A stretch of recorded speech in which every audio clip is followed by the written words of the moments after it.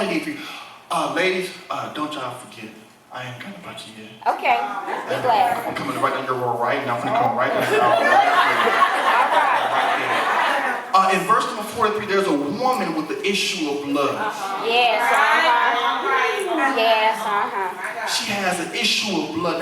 Now, I know most ladies have to go through a cycle once per month or so, then it's gone. But what happens when your issue stays with you for 12 years? Come on now, I know that one. And it's constant, and it won't go away. Yes.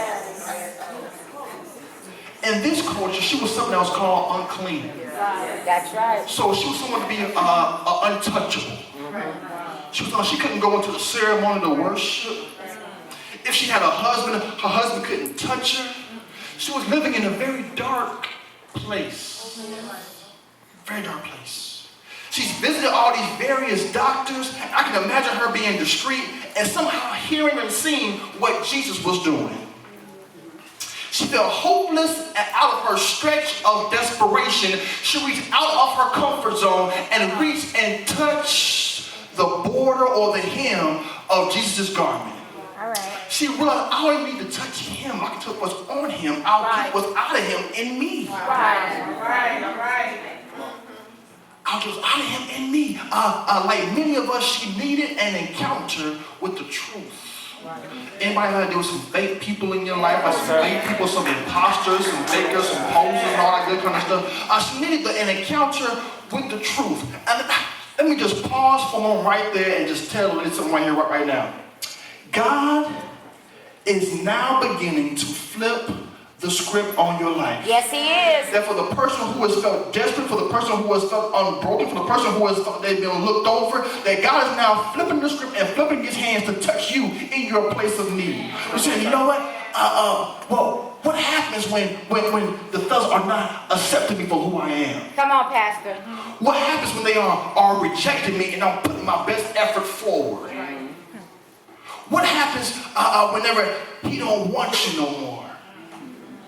You've been dating for a while, he don't want you no more. We have to learn to let that joker Thank you, Jesus. go. Come on, sir. He don't want you. He don't want you. He wants to reject you. He wants to leave you hurt. But that joker did not know he wasn't hurting you. He was actually helping you. That's right. He was making room. He was making room so God can get rid of your ex and bring you your next. So in actuality, he's not your ex. He's your why. Why was I bringing him in the first place? Come on. Why was I bringing him in the first place? He's not an ex. He's a why.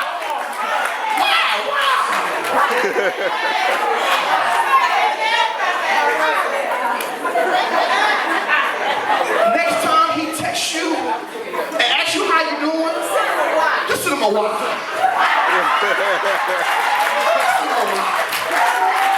Send him a why.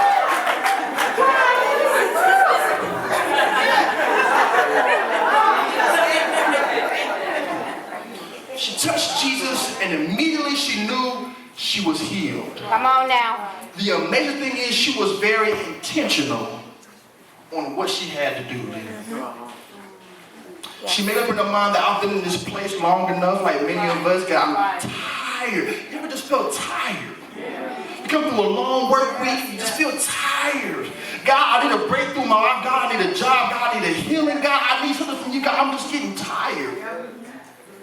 You have to get to a place where you have to envision yourself being healed. You have to see yourself coming out of it. Not with your eyes, but with the vision of your mind. You have to see yourself coming out of it. This woman was so intentional. She wasn't interested in having a casual contact with God. Come on now. Come on. She wants to be intentional in reaching out to him.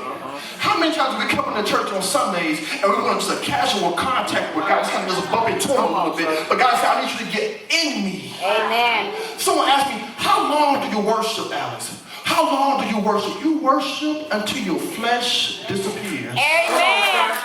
Amen. You worship until your flesh disappears. As I begin to let some things go in my life, and I need God to touch me in my place of need, you worship and you worship and you worship. As your flesh begins to die, your spirit begins to rise, and watch how the presence of God begins to change some things in your life. Amen. I don't want to bump into Jesus no more. You better say that. I don't want to accidentally just touch Jesus no more. I need to get deep in His presence because my issue is a 911 type issue. Amen.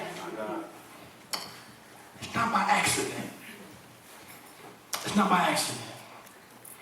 You ever notice, intentional versus accident, wow.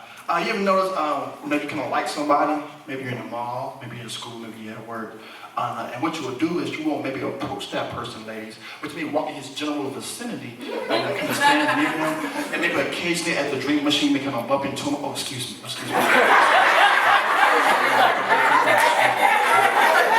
Come on, this casual one, just in his presence a little bit, just bump into him. Or ever noticed before that folks think they know you, but actually they don't know you. They know about you. Come on, Maybe they saw you on Facebook somewhere. Maybe you tweeted some stuff. They see you on Twitter somewhere. They feel like, I know him now. Come on, Pastor. You know about me. Come on, But Pastor. you don't know me. Amen. How many times do we feel like we know God? We know God. How many times have we gotten intimate with God? Listen, this need that I have, my old way of doing things won't work anymore. Say that. And I have to get open and vulnerable in the place of God because my battle is too big for me to fight by myself. That my mountain is too high, my valley is too low, but He's still a God that sits high and it still looks low. And God can meet me exactly where I am. Amen.